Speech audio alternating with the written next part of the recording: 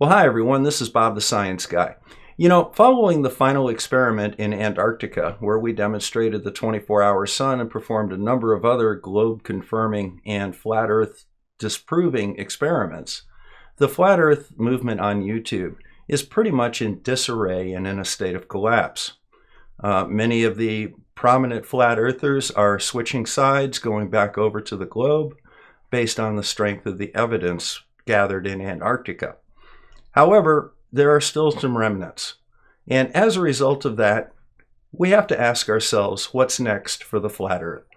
Well, in order to answer that question, it's sometimes best to look at the origin story of the flat Earth movement.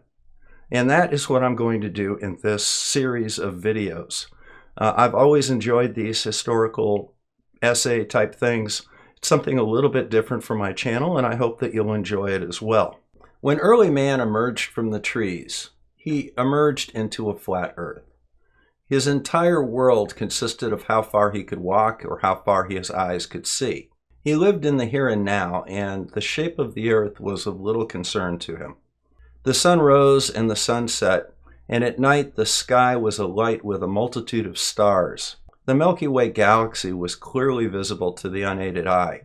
There was the moon, there were comets, there were meteors. For entertainment, he would look for patterns in the sky and make up stories about them. With time, he began to pay attention to things like the glow in the eastern sky that preceded the sunrise. He developed the concept of here versus over there. And he realized that some over there's in that direction were further away than over there's in that direction. So he began to develop a sense of direction, a sense of distance.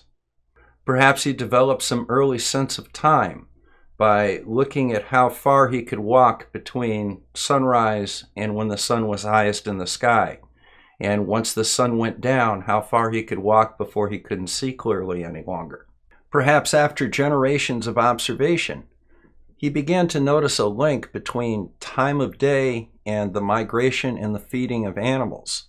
And he found it advantageous to be able to determine in advance when those times were going to be, so that he would be in a proper position in order to take advantage of this knowledge.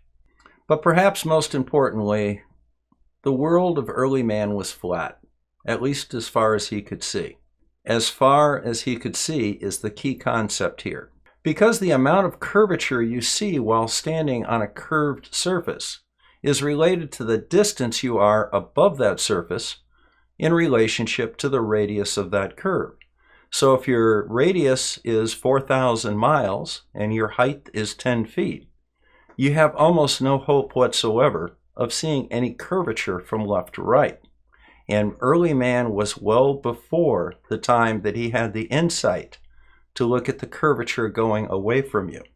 In fact, it's only been recently possible for humans to get high enough above the surface of the Earth, on the order of 35,000 feet or more, before they would even begin to see left to right curvature with their naked eye.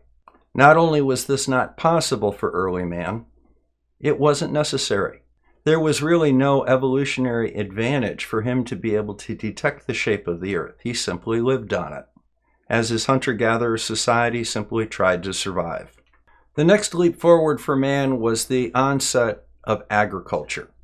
As man began to learn to plant and harvest food, he could develop villages and societies. This led to the next key development in human science, and that is the study of astronomy.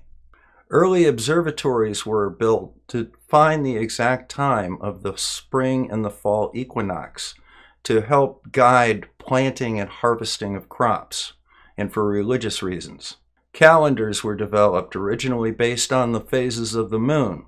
But even with this new awareness of nature, to the point that they were building things to help understand it a little bit better, the Earth was still flat to them.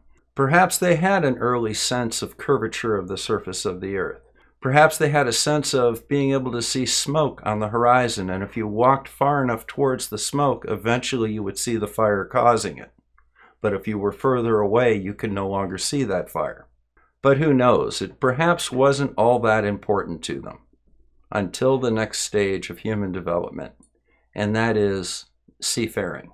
And it's with seafaring and navigation we first began to get hints of the shape of the Earth. And that will be the subject of our next video. This is Bob the Science Guy. Thank you very much for stopping by. I'll see you again soon. Take care.